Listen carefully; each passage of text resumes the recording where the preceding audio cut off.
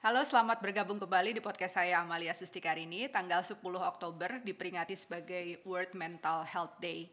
Dan tema untuk tahun ini adalah Move for Mental Health, Let's Invest. Podcast kali ini mengundang Dr.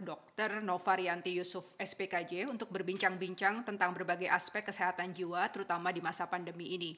Seperti tentang penganggaran sektor kesehatan jiwa, peraturan derivatif dari Undang-Undang Kesehatan Jiwa di Indonesia, serta peran masyarakat dan penggunaan teknologi untuk upaya promosi kesehatan jiwa. Dr. Nova Rianti Yusuf menyelesaikan pendidikan S1 di Fakultas Kedokteran Universitas Trisakti, pendidikan spesialis kedokteran jiwa di Universitas Indonesia, dan program doktoral di Fakultas Kesehatan Masyarakat Universitas Indonesia.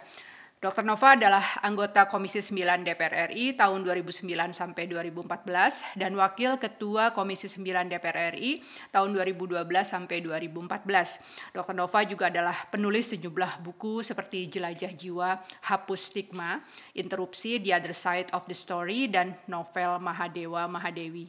Saat ini Dr. Nova juga menjabat sebagai Sekretaris Jenderal Asian Federation of Psychiatric Association, Ketua Perhimpunan Dokter Spesialis Kedokteran Jiwa Indonesia Cabang DKI Jakarta, dan Wakil Indonesia pada kompetisi ASEAN US Science Prize for Women tahun 2020. Mari simak perbincangan kami berikut ini.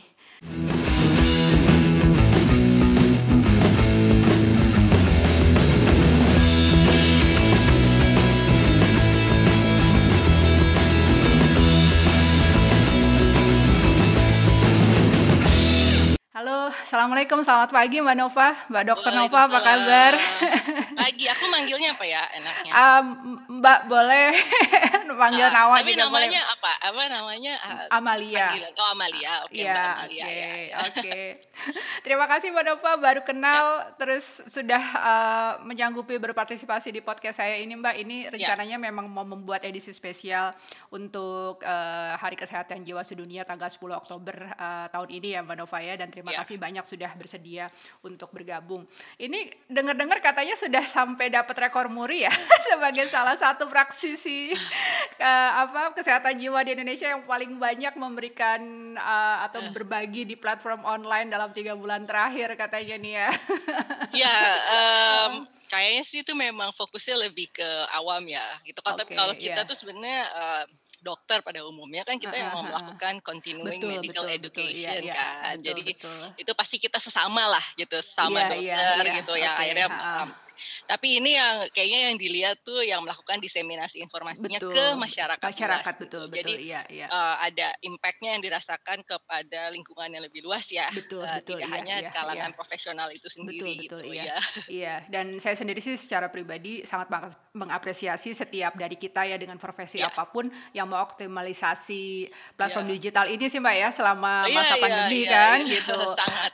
Betul, kemarin saya sempat udah agak lama sih juga mewawancarai Bapak Dubes RI untuk Selandia Baru Pak Tontowi Yahya kan dulu mantan itu ya DPR juga kan dan juga artis.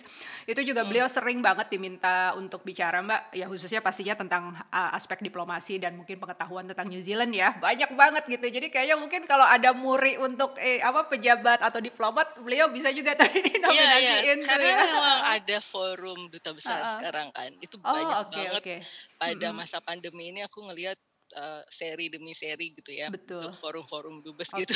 Iya, itu bagus sih memberikan informasi ke masyarakat. Betul, iya.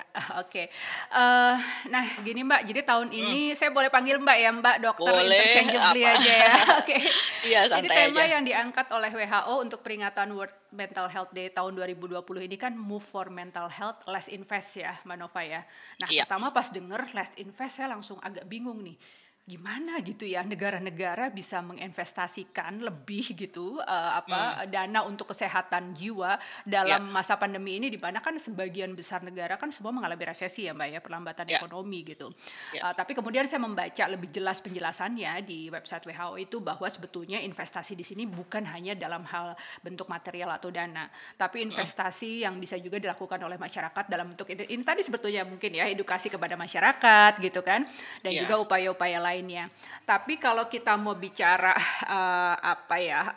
investasi secara khusus yang dikeluarkan oleh negara untuk sektor kesehatan jiwa ini, memang rasanya masih harus mendapat perhatian kali, Mbak Nova ya, karena WHO sendiri menyebutkan bahwa rata-rata negara-negara di dunia itu hanya mengalokasikan 2% kan dari anggaran kesehatan nasionalnya untuk sektor kesehatan jiwa ini gitu. Nah, ini Mbak Nova sebagai pemerhati kesehatan jiwa yang juga mantan legislator yang tentunya pasti sangat paham tentang penganggaran dan hal-hal lainnya ini. Gimana sih Mbak melihat ini Mbak, apa penganggaran untuk sektor mental health ini secara global dan ya tuh mungkin khususnya juga untuk Indonesia dikaitkan dengan ya apa yang disarankan oleh WHO tentang let's invest ini gitu. Iya, dulu sih waktu di parlemen ya otomatis saya bisa kawal 3 hal kan, dari fungsi legislasi, fungsi penganggaran, dan juga untuk fungsi kontrol ya. Jadi untuk supervisi counterparts kita di mana waktu itu Kementerian Kesehatan. Betul. Jadi challenge-nya memang pemahaman di dalam Kementerian Kesehatan sendiri waktu itu sangat rendah tentang eksistensi dari Direktorat Kesehatan Jiwa. Waktu itu pada saat saya 2009 jadi anggota DPR, itu 2010 hampir ada pembubaran dari Direktorat Kesehatan Jiwa, dan ironisnya itu terjadi pada saat ada begitu banyak tindakan bunuh diri yang dilakukan oleh masyarakat dari gedung-gedung tinggi waktu itu. Yang suka dari beberapa gitu mall ya? Tuh, dari yang 2010 itu. Akhirnya saya jadi bertanya, waktu itu Ibu almarhumah Menkes Endang, ini ada fenomena seperti ini, apakah tidak ada upaya suicide prevention, dan siapa sih yang melakukan itu, gitu saya tanya. Mungkin bahasa saya tidak sehalus itu ya. Biasanya kalau di parlemen kan cenderung kayak bawaannya mau nyakar aja. Mungkin waktu itu lebih cuma intinya intinya adalah siapa sih sebenarnya yang bertanggung jawab gitu kan. Untung didengar ya sama Ibu Menkes Endang. Saya dari beberapa menteri kesehatan saya memang paling merasa nyaman dengan almarhumah gitu ya, karena dia yang paling memberikan respon positif gitu. Jadi dia tidak hanya tidak membubarkan, tetapi juga anggaran dinaikkan. Jadi waktu itu anggarannya itu masih 9,5 miliar per tahun. Itu nggak 2% ya, jauh banget mas. 9,5 miliar. Terus akhirnya tiba-tiba tahun depannya menjadi 45 miliar. Gitu. Jadi naik 5 kali lipat. Tapi walaupun saya agak kecewa juga sih, ternyata itu 24 miliarnya untuk instansi penerima wajib lapor. Jadi untuk narkotika nggak masalah. Masalahnya narkotika di Kementerian Kesehatan levelnya hanya subdit waktu itu.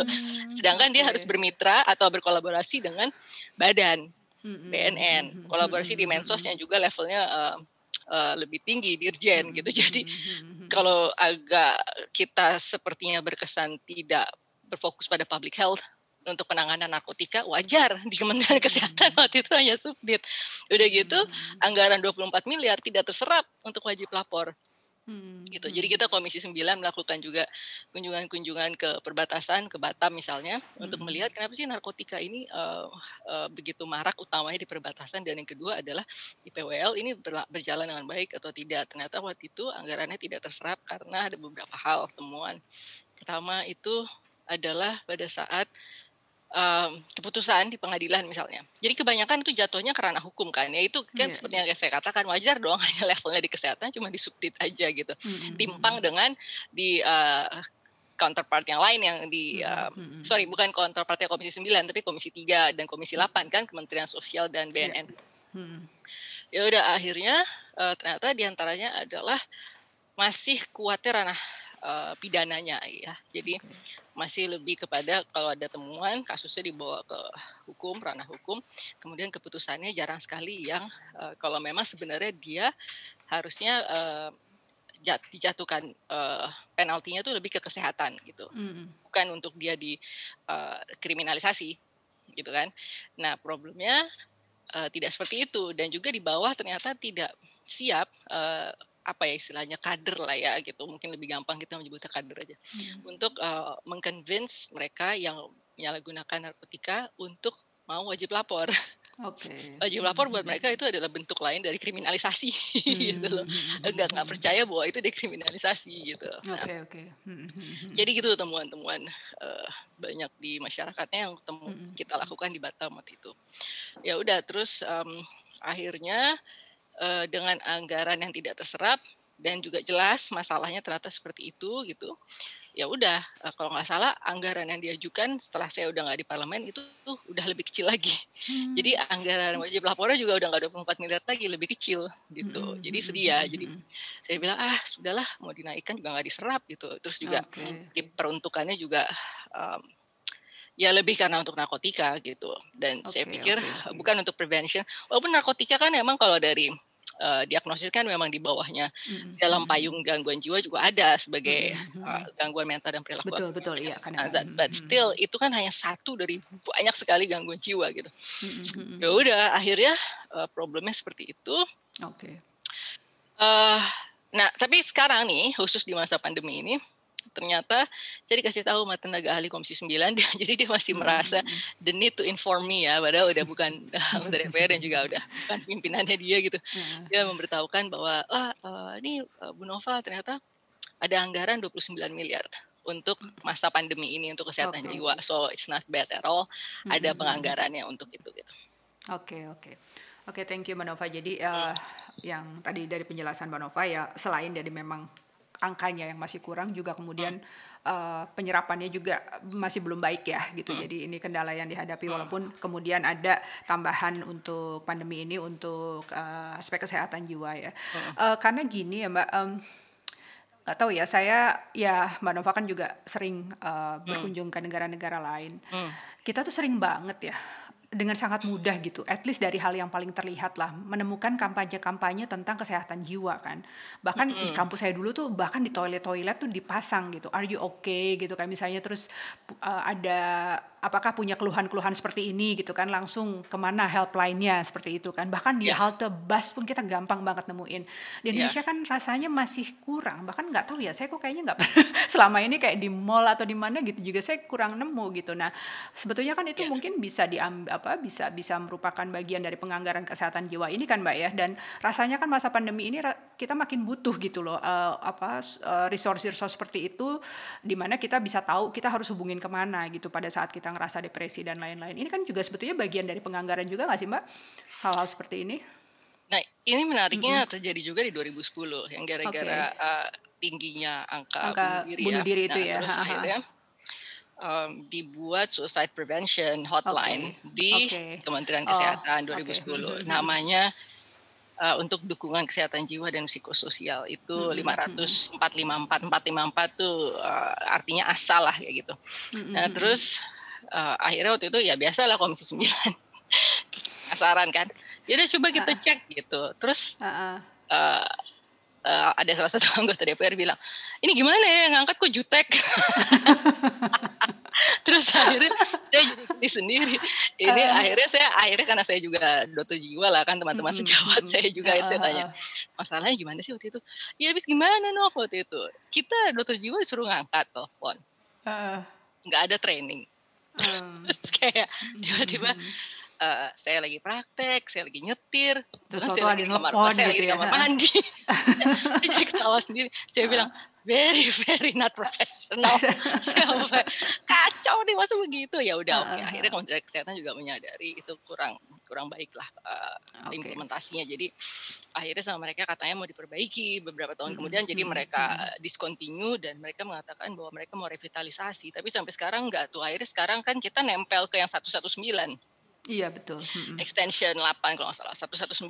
Kayak kebalikannya 911 ya, 119 extension 8. Cuma padahal begini, dukungan psikososial itu kan seperti yang tadi Mbak Amalia bilang gitu, yang bisa yang nggak berarti sesuatu yang emergency dan membutuhkan intervensi langsung. Betul, bukan berarti ada orang mau loncat terus langsung armada berangkat, bukan yang begitu. Gitu. Ini ada yang menarik sih, waktu itu dari Kementerian Kesehatan ada yang mengatakan bahwa Iya, ternyata dari laporannya nggak ada tuh yang mengeluhkan tentang bunuh diri. Saya sampai bilang, "Oh wow, bunuh diri dia anggap bahwa mengeluhnya itu harusnya mau bunuh diri." Gila, itu kan harusnya prevention. Iya, It's betul, prevention, betul. nggak harus orang sampai udah mikir bunuh diri loh. Gitu. Prevention adalah ya itu sebenarnya udah benar konsepnya, dukungan psikososial. Jadi Betul. sebelum dia mikir, kita cegah ya sampai Kita dia cegah mikir dulu. ke sana. Saya sampai bingung juga. Sampai saya bilang, aduh susah ya kalau pemahamannya juga tidak seragam di sananya gitu. Jadi, well, I don't know, kalau menurut saya sih itu bukan masalah dia harus seorang psikiater untuk paham gitu. Tapi nggak bisa dong, kan gini, di Kementerian Kesehatan setahu saya rolling, nggak harus dokter jiwa bisa ngurusin TBC, dokter jiwa bisa ngurusin katarak gitu. Dan jadi artinya yang penting adalah di mana kamu ditempatkan gitu, apalagi dia civil servant gitu kan, di mana dia ditempatkan berarti dia harus totalitas di situ, dia harus get in depth dengan apa tugasnya di situ. Dan jadi artinya dia harus paham gitu, ini harus kayak apa pendekatannya. Saya nggak tahu apakah Kementerian Kesehatan ini ngerolling orang di luar dengan bidangnya gitu, ada training nggak? Nah, gitu, ada pendalamannya nggak? Gitu, jangan cuma orang di rolling gitu, dipindah sana pindah sini, tapi dokter paru ngurusin jiwa, dokter ini dokter jiwa ngurusin mata, tapi mereka paham nggak? Gitu loh. Apa yang harus menjadi tupoksinya, apa yang harus menjadi concernnya. Kalau begini-begini terus ya akan begini-begini terus gitu. Kalau mereka nggak paham apa yang harus dilakukan, gitu loh. Kan orang juga nggak mungkin gitu. Dia dokter bukan berarti dia tahu banyak sekali aspek yang harus dipahami dari setiap spesialistik dari kedokteran itu sendiri gitu. Dan apalagi untuk community approach-nya jauh berbeda. Betul. Gitu. Iya. Iya, jadi mungkin itu tadi balik lagi ke masalah invest ya Mbak, perlu kelihatan urgent ya mungkin investasi untuk pendidikan pemahaman kesehatan jiwa gitu ya, yang bisa kita pikirkan lah sebetulnya bagaimana bentuknya gitu, karena ya tadi Mbak Nova bilang ini sebetulnya bisa dilakukan juga oleh yang tidak memiliki basic pendidikan psikiatri tapi kemudian mendapat pelatihan secara intensif dan lain-lain. Nah ini pertanyaan berikutnya nih Mbak, kalau kita bicara Undang-Undang Kesehatan Jiwa tahun nomor 18 tahun 2014 tuh udah langsung ingetnya tuh ke Noriyu nih kan, Mbak Nova nih. Waktu itu inget banget pas lagi momen nyebur di kolam DPR pada saat akhirnya bisa disahkan gitu. Gimana setelah nyebur, ada masalah pada kulit Anda? Kolamnya baik-baik aja akhirnya? Gatel sih, gatel gitu. Ada berapa hari. Tapi sebenarnya saya tuh udah berusaha skip that. Gitu udah berusaha, mudah-mudahan orang yang saya ajak ngomong lupa. Ternyata ditagih. Ternyata staf ahlinya di Komisi 9 kan dia tuh benar-benar ngebantu banget ya. Terus dia yang kayak, Mbak Nova inget gak kan waktu itu janjinya waktu pas lagi susah-susahnya itu katanya kalau ngebatinnya, gila nih kalau gol gue nyemplung juga nih di air mancur. Terus saya langsung waduh gitu kan. Terus akhirnya ya udah besoknya mau pengesahan, terus nyampe lah ke wartawan. Jadi begitu saya keluar dari ruang paripurna itu langsung yang Mbak Nova mau nyemplung ya, aduh saya bilang. Akhirnya saya bilang untung kemarin udah saya suruh sikat tuh kolam ya, sikat dikit lah, tetap aja slippery dan jamuran kali, lumutan kok jamuran lumutan bawahnya. Iya, Mbak Nova sering banget ya membagikan cerita gitu, dan mungkin juga unek-unek kan bagaimana pelibatan Mbak Nova selama menjadi anggota DPR itu untuk akhirnya menggolkan UU yang sangat penting ini, dan ternyata kita baru punya tahun 2014 ya Mbak Nova ya. Kalau Undang-Undang Kesehatan sendiri kita tahun berapa Mbak? Saya agak lupa. 2009. 2009, ada selang 5 tahun ya kemudian dari kesehatan jiwa itu. Tapi PP-nya juga banyak yang nggak turun. Nah ini kan sering sekali Mbak Nova sama dengan kesehatan jiwa nasibnya. PP-nya ada. Saya beberapa saat yang lalu juga sempat ngobrol dengan seorang aktivis disabilitas Mbak. Keluhannya hampir sama. Peraturan derivatifnya dari undang-undang tersebut juga terasa lambat. Jadi mungkin ini kayaknya sepertinya sebuah fenomena yang lazim ya dari sebelum. Jadi pada saat undang-undang disahkan tuh nggak berarti kemudian jalan langsung mulus gitu kan, panjang sekali jalannya. Nah, lah kita bicara tentang proses panjang yang tentunya tetap harus kita jalani ya. Mungkin dengan pressure dari kelompok masyarakat sipil atau dari stakeholder lainnya agar peraturan derivatif ini bisa keluar. Nah, cuma gini Mbak, kita lagi menghadapi pandemi nih. Kalau menurut Mbak Nova sendiri, kalau boleh milih nih, peraturan derivatif atau PP atau dalam bentuk apapun itu, yang paling apa sih yang paling dibutuhkan sekarang nih Mbak, dari turunan Undang-Undang Kesehatan Jiwa itu dalam rangka untuk menghadapi pandemi ini? Jadi kan sebenarnya PBB itu mengeluarkan executive summary bulan Mei bahwa temuan dia ternyata ketahuan banget setelah pandemi itu negara-negara ternyata under investment untuk pelayanan kesehatan jiwa, termasuk pencegahan, promotif dan lain sebagainya gitu. Jadi kalau menurutku kita udah lumayan lah ya, waktu aku dikasih tahu ternyata ada 29 miliar itu yang dianggarkan untuk kesehatan jiwa. Itu artinya sih hanya insidental saat ini gitu. Jadi bagaimana supaya programnya salah satunya gini sih, aku sebenarnya nggak mau nyontohin Kamerun, tapi nggak apa-apa deh ya, karena yang keluar di Lancet Kamerun bukan Indonesia contohnya. Jadi Kamerun itu dia menerapkan bagaimana pendampingan secara psikososial kepada masyarakat pada saat pandemi ini. Jadi misalnya yang akan mau melakukan tes itu ada pendampingan. Aku nggak tahu, mungkin pemanfaatan teknologi lah, digital technology harusnya. Karena mereka juga harus mencegah penularan kan, berarti kan kontak harus dikurangin. Berarti mungkin penggunaan teknologi yang luas sekali, masif untuk pendampingan psikososial. Jadi bayangin misalnya orang yang karantina 14 hari aja gitu, yang isoman itu ada pendampingan. Orang yang mau tes aja itu pendampingan. Terus orang yang menjalankan tahapan-tahapan inilah sebagai orang yang terkonfirmasi positif COVID itu pendampingannya sangat luar biasa yang diberikan gitu. Nah aku nggak tahu dia kerja sama siapa, Kamerun gitu. Tapi sebenarnya bukan WHO, karena kemarin aku udah bicara dengan rep-nya WHO. Dan dia malah nanya, open access nggak Mbak jurnalnya Kamerun, berarti bukan WHO kayaknya yang memberikan dukungan secara finansial ke Kamerun, tapi kayaknya contoh itu bisa diambil dan kayaknya WHO mau bantuin tuh, gitu sampai wah lumayan nih fundingnya gitu kan. Nah itu satu hal. Atau 29 miliar itu bisa juga untuk pengadaan teknologinya, maksudku gini untuk it's not necessarily telepsychiatry, tapi bisa aplikasi kan macam-macam ya. Pada saat kita bicara digital health itu kan macam-macam sekali gitu, dari mulai mobile medical application, digital therapeutic seperti apa gitu kan, kemudian telehealth-nya mau kayak gimana, wearable devices and sensor atau apa, kan banyak sekali ya area kesehatan digital, mau digital biomarker atau apa gitu. Nah ini kan semua penting karena kesehatan jiwa dan kesehatan fisik sebenarnya tidak bisa dipisahkan kan. Nah jadi pemanfaatan area digital ini penting sekali gitu untuk keberhasilan dari kita menghadapi pandemi. Jadi aku hanya khawatirnya kayak misalnya tenaga medis, tenaga kesehatan, jangan-jangan mereka sebenarnya secara mentally berat begitu ya kondisi yang harus mereka hadapi. Karena aku juga sekarang lagi meneliti dengan Public Health UI tentang masalah ini, tenaga kesehatan dan tenaga medis gitu. Bagaimana challenge-nya mereka secara mental health dalam menangani pandemi. Perannya mereka lah ya, perannya mereka. Jadi kita ambil kuantitatif dan juga kualitatif. Jadi nggak hanya burnout aja dan juga status depresinya, cemas gitu, tapi juga kita ingin mendapatkan masukan dari dia secara lebih etnografis ya tentang masa pandemi ini. Jadi sebenarnya itu, I don't think technology is cheap. Cuma maksudku adalah mungkin yang 29 miliar itu bisa menjadi investasi awal. Gitu. Nanti tinggal di-develop aja di Kementerian Kesehatan mungkin untuk anggaran 2021 misalnya. If it's too late 2022, I don't know. Saya sih better late than never lah ya untuk mental health daripada nggak sama sekali. Nah ini bisa dilakukan investmentnya.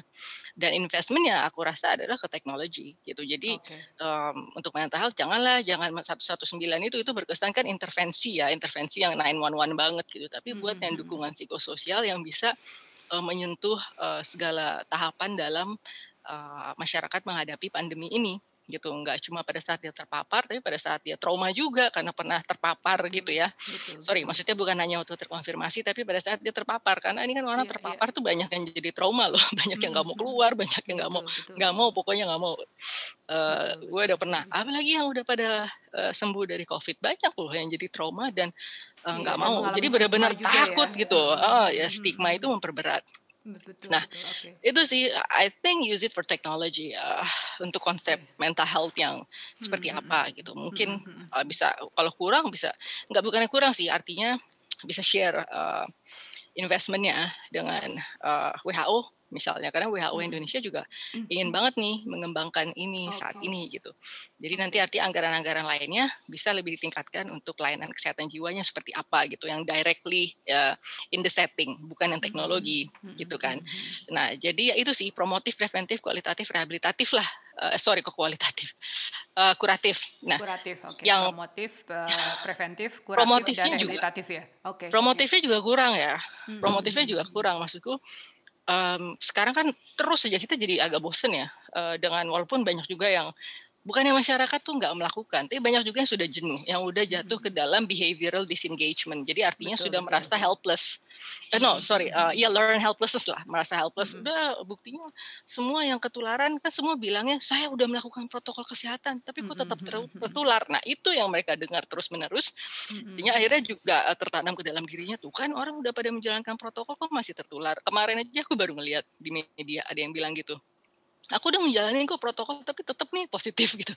Nah itu public figure yang mengucapkan kayak gitu itu menanamkan ke orang, jadi terinternalisasi. Jadi kayak akhirnya itu yang aku bilang bisa orang masuk ke behavioral disengagement, jadi ngerasa kayak wujud ketidakberdayaan. Nah ini itu menurutku bosen materinya kalau terus-terusan isinya adalah yang adaptasi kebiasaan baru, tapi nggak pernah ada bentuk promotif yang menjelaskan how do you deal with your mental health in the pandemic gitu.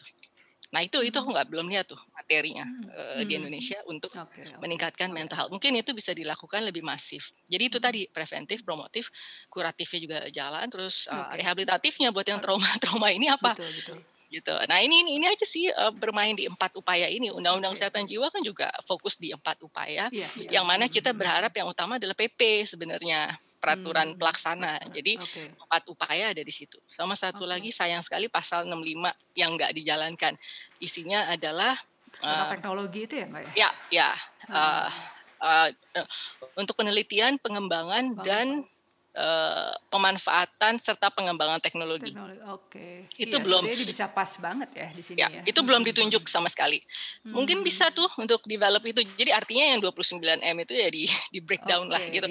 Kalau untuk cikal bakalnya pengembangan teknologi yang ke depan nanti menjadi dukungan psikososial, bisa ke pasal 65 itu tadi, bisa promotif, preventif, kuratif, rehabilitatif, semua bisa dibuat cikal bakal. Atau mau buat satu model project terserah gitu. Jadi terserah aja. Tapi yang penting jangan keluar dari situ gitu. Iya betul, tapi tadi sebetulnya menarik dan ternyata bisa bisa nyambung gitu ya, bahwa kita sedang sangat membutuhkan intervensi teknologi itu tadi ya, ada padahal di satu pasalnya kan Mbak Nova ya, di undang-undang gitu, dan dananya pun mumpung lagi ada nih gitu ya, jadi bisa sebetulnya kalau kita bisa cepat gitu menggrab kesempatan ini, mudah-mudahan sih memang bisa diutilize dengan sangat optimal. Karena gini sih Mbak ya, di satu sisi stay home, bahkan kalau sampai karantina atau kita nggak pakai istilah lockdown ya, kita pakai PSBB gitu, itu memang berakibat positif lah untuk faktor kesehatan fisik gitu ya, maksudnya mengurangi jumlah resiko penularan COVID, tapi kan secara mental kan kita capek ya kan lama-lama. Bahkan kemarin ini di Melbourne kan baru melonggarkan lockdownnya ya, itu sudah cukup banyak gitu, ada beberapa kasus anak usia sekolah tuh sampai depresi gitu karena mereka nggak ketemu teman-temannya, ya kan. Jadi di satu sisi itu untuk meminimalisir angka penularan, tapi bisa meningkatkan juga potensi resiko kesehatan jiwa kan Mbak, kalau kelamaan di rumah seperti itu kan. Iya. Terus gini Mbak Nova kan, ya regulasi kita akui masih minim ya, terutama peraturan turunannya. Kemudian ya peran negara pun masih Indonesia di sini masih harus dioptimalkan kembali gitu. Nah di sini biasanya nih masyarakat sipil ngisi nih Mbak Nova ya, untuk sebenarnya nggak cuma di sektor kesehatan jiwa aja, di hampir di semua aspek lah gitu di Indonesia. Gimana Mbak Nova selama ini sebagai psikiater yang juga aktif ya di komunitas gitu, melihat apa inisiatif yang dilakukan oleh kelompok masyarakat sipil atau individual? Karena saya lihat kemarin siapa tuh, Prisiana Sution ya, itu aktris kan, itu juga mulai membuat sebuah foundation gitu. Dan saya juga ngelihat kayaknya udah lebih banyak dokter-dokter psikiater di Indonesia atau psikolog klinis lah ya, karena kan juga mereka membahas tentang kesehatan jiwa. Itu buka ini Mbak Instagramnya, followernya banyak banget nih dan memberikan tips-tips yang handy lah gitu ya bagi para masyarakat hayalak luas gitu. Gimana Mbak Dovo ngelihat fenomena ini nih Mbak? Sebenarnya ini udah kita antisipasi semenjak kita dalam panitia kerja RUU Kesehatan Jiwa, waktu itu aku ketua panitia kerjanya. Partisipasi masyarakat itu udah kita antisipasi gitu. Jadi lagi-lagi ini harus diatur dalam peraturan pelaksana gitu. Jadi peran pemerintah di mana gitu di dalam mengguide mereka. Jadi maksudku jangan sampai mereka akhirnya patah semangat juga. Kayak misalnya gini, waktu dulu tuh hanya ada beberapa organisasi. Misalnya waktu kita lagi menyusun undang-undang kesehatan jiwa, itu yang ikut aktif membantu kita cuma KPSI, Komunitas Peduli Skizofrenia Indonesia. Mungkin itu salah satu yang tertua mungkin ya Mbak ya, salah satu yang paling tertua. Dulu ya. Kalau yang lain kan baru-baru ya. Terus Jejak Jiwa ya kalau nggak salah. Pokoknya yang Yeni Rosa Damayanti. Yeni Rosa ya. Yeni Rosa itu yang ikut, walaupun Mbak Yeni itu sempat hilang, kita pas awal-awal masih kerjasama, terus kemudian nggak tahu Mbak Yeni mungkin sibuk proyek lain, jadi nggak ikut terusin dengan kita gitu bahasnya. Nah ini yang baru-baru ada juga tuh yang muncul pada saat lagi kita buat undang-undangnya, misalnya Into the Light itu Beni Prawira. Oh iya, itu yang khusus untuk suicide prevention ya. Ya, foundernya bilang, iya waktu itu justru pas lagi undang-undang kesehatan jiwa dibahas, dia jadi inspired untuk membuat organisasi itu. Nah kalau yang lain-lain mungkin muncul setelah undang-undangnya udah ada ya gitu.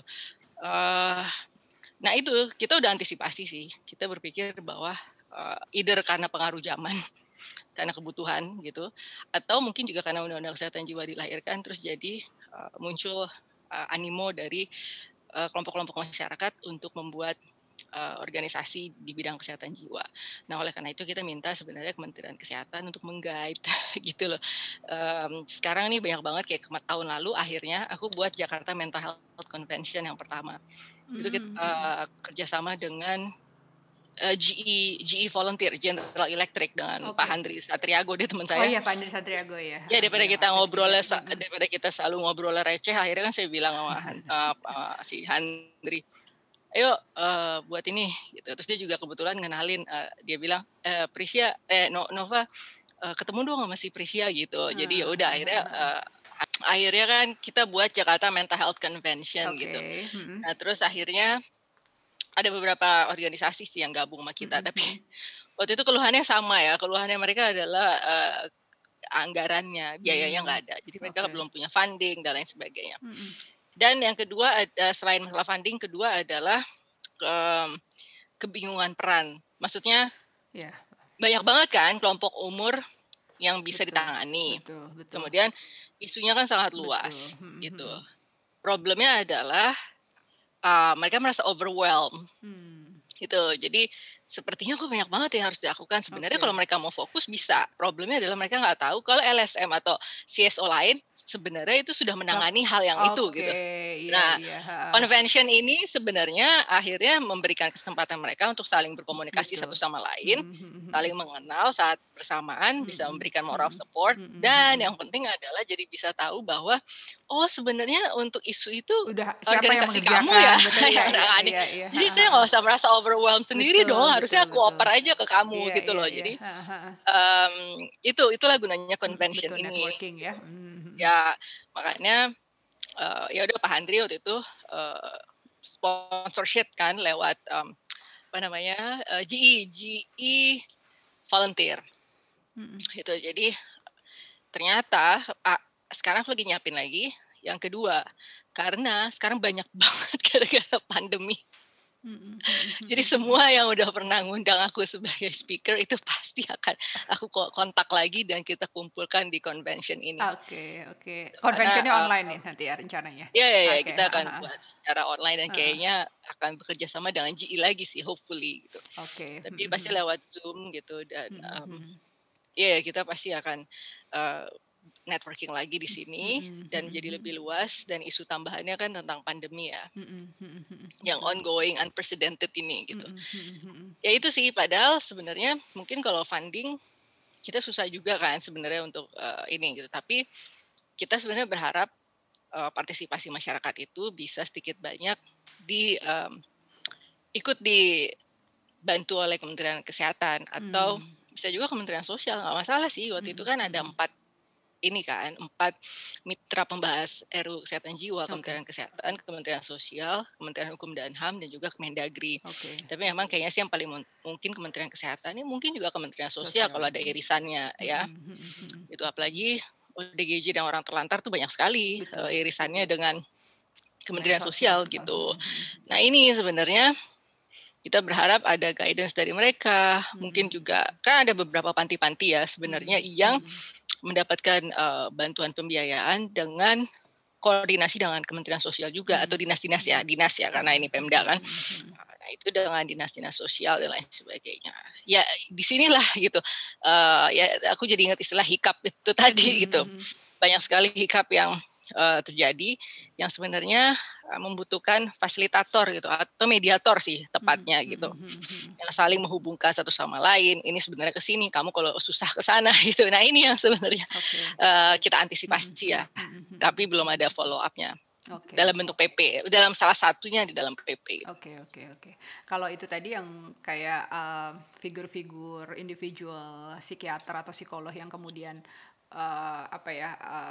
bukan berpromosi sih, ya membuka medsosnya untuk berbagai pengetahuan itu juga sebetulnya nolong juga sih menurut saya Mbak Nova ya, karena ya itu juga lumayan praktikal kan, walaupun memang harus dihindari sih self diagnosis ya, karena kan gimana pun kita harus yang ngerasa ada mengalami gangguan kejiwaan atau masalah kejiwaan kan tetap harus mendapatkan diagnosis pasti ke psikiater gitu ya. Tapi sepertinya kan itu cukup menolong ya, ngelihat ada tips-tips gitu yang dari berbagai sosial media para dokter-dokter ini. Gimana nih Mbak Nova?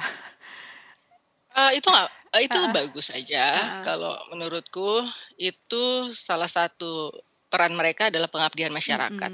Itu kan salah satu yang dihitung juga pada saat kita membuat surat tanda registrasi. Salah satunya yang dinilai adalah pengabdian masyarakat. Dan sekarang pengabdian masyarakatnya nggak kaku harus baksos gitu kan, enggak ya. Pengabdian masyarakat sekarang bisa dinilai dari aktivisme mereka, misalnya lewat media sosial. Selama itu akuntabel dan bisa dihitung bahwa itu adalah sebuah poin untuk surat tanda registrasi, itu masuk. Kemudian di luar dari itu merupakan sebuah tugas, memang ada demand-nya dari masyarakat, dan ada kebutuhannya gitu ya dari masyarakat gitu, tanpa tentunya melupakan bahwa kebanyakan overwhelm juga. Overwhelm tuh dalam arti pada saat dia melakukan approach ke masyarakat, pasti ujung-ujungnya dia akan rely on a bigger institution untuk membantu gitu. Karena agak berat ya dalam masa pandemi ini, bisa swamp ininya, direct message-nya. Isinya orang curhat semua, nggak kepegang pasti. Kalau satu psikiater aja harus handle semua itu bisa ya, entah ke tempat prakteknya, atau kalau lagi masa pandemi ini pasti kita misalnya rely on Sehatpedia, itu telemedicine berbasis web miliknya Kementerian Kesehatan, dan itu gratis, isinya 110 psikiater lebih di sana memberikan dukungan kesehatan jiwa dan psikososial. So it's okay, minimal itu gratis ya, karena lewat media sosial. Cuma ya itu tadi, antisipasi mereka bisa overwhelm. Artinya harus ada koordinasi yang baik dengan institusi-institusi tertentu untuk kalau memang butuh referral. Kemudian juga ya untung aja kita ke backup dengan Sehatpedia. Saya termasuk yang merasa bahwa setiap kali saya bicara, dan pada masa pandemi ini saya bisa bilang ke tempat praktek saya, sekarang kan nggak bisa gitu. Karena saya juga membatasi dalam arti pada saat kita menerima pasien baru itu tidak bisa lewat daring, itu harus langsung. Sedangkan kan sekarang kan kalau tidak urgent atau bisa ditunda, kebanyakan juga dokter-dokter itu kan membatasi sekarang pertemuan secara langsung. Nah, sedangkan tidak perbolehkan untuk pasien baru itu pertemuan secara langsung. Pertemuan lewat virtual. Nah, karena itu bisa dilakukan misalnya lewat Sehatpedia itu, karena itu memberikan dukungan psikososial yang sifatnya juga nggak diagnostik, sifatnya juga, tapi hanya semacam support secara psikososial. Kalau butuh referral, butuh lanjutan, nanti akan diarahkan. Oh nanti harus kemana. Minimal itu bisa menjadi psychological first aid kalau menurutku. Oke, jadi sebetulnya platformnya sendiri sih sudah cukup banyak ya, Mbak Nova ya. Tinggal itu tadi kalau untuk sesama organisasi yang bergerak di sini bisa berjaring secara lebih baik gitu ya, supaya bisa membagi gitu kapasitasnya masing-masing supaya lebih optimal. Sedangkan masyarakat juga mungkin bisa lebih mengetahui lebih banyak resource yang sebetulnya cukup banyak tersedia untuk bisa mengatasi kemungkinan masalah-masalah kejiwaan yang dihadapi selama masa pandemi ini. Oke, terima kasih banyak Dr. Novarianti Yusuf Noriyu atas waktunya, atas bincang-bincangnya, dan semoga momentum World Mental Health Day ini bisa dipergunakan dengan sebaik-baiknya Mbak ya, untuk penanganan pandemi baik secara fisik maupun mental, kita bisa keluar dari pandemi ini secara bersama-sama dan secara terus tetap sehat seperti itu. Tetap menginspirasi Mbak, tetap bagi-bagi pengetahuannya di berbagai platform ini, tetap nulis juga ya. Seru banget nih tulisannya, dari disertasi dari tesis ya sampai novel, lengkap banget tulisannya. Ini disertasiku kemarin udah disuratin lagi menerbit buku Kompas. Wah, jadi seru banget. Ini yang disertasi yang S3 kalau yang suicide prevention, yang di FKMU itu tentang suicide prevention yang di kalangan SMA itu ya, di kalangan pelajar yang saya buat instrumen, tapi udah disuratin juga penerbit buku Kompas. Kalau itu udah accepted, tapi tolong diformat ulang aja gitu supaya menjadi populer tapi ilmiah. Ilmiah populer gitu. Itu sih tantangannya memang ya, mengolah disertasi jadi buku. Makanya saya pakai penyunting itu. Makanya tesis, disertasi saya butuh penyunting. Karena khawatir, karena saya kan dua ekstrim antara membuat penelitian atau menulis fiksi. Itu kan dua ekstrim. Yang bertemu di tengah-tengah itu butuh penyunting. Iya banget. Aduh, seru banget Mbak. Terima kasih, moga-moga bisa ikut jejaknya. Pengen juga nih disertasi dijadiin buku. Salam sehat ya Mbak. Salam buat keluarga dan juga kolega-kolega di Indonesia. Sama-sama. Semangat ya. Assalamualaikum, selamat siang. Siang. Terima kasih. Demikian perbincangan saya dengan Dr. Novarianti Yusuf dalam edisi khusus Hari Kesehatan Jiwa Sedunia tentang berbagai aspek kesehatan jiwa terutama di masa pandemi ini, seperti tentang penganggaran sektor kesehatan jiwa, peraturan turunan dari Undang-Undang Kesehatan Jiwa di Indonesia, serta peran masyarakat dan penggunaan teknologi untuk upaya promosi kesehatan jiwa. Subscribe channel ini untuk mendapatkan update tentang episode baru dan menarik lainnya. Terima kasih dan salam sehat selalu.